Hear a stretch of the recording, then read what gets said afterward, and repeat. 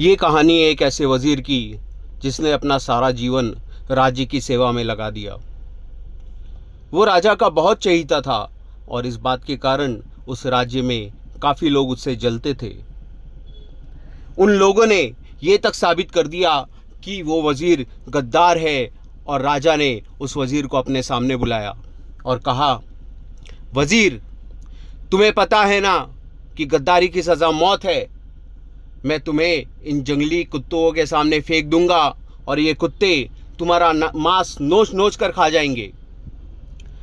वज़ीर ने राजा से बस एक बात कही। वज़ीर ने कहा कि मुझे बस एक आखिरी मोहलत चाहिए।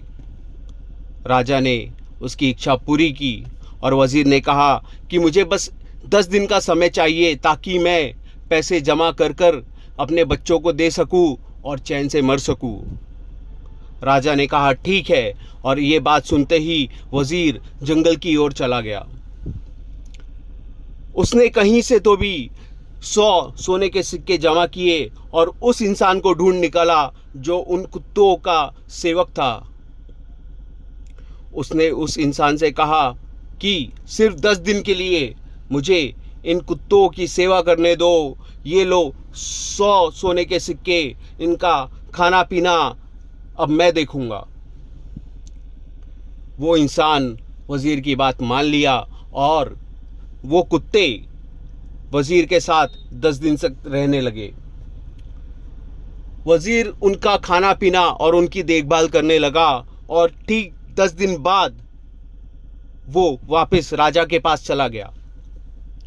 राजा के पास जाते ही उसने बोला कि ठीक है, अब आप मुझे जो सज़ा देंगे मुझे वो कबूल है।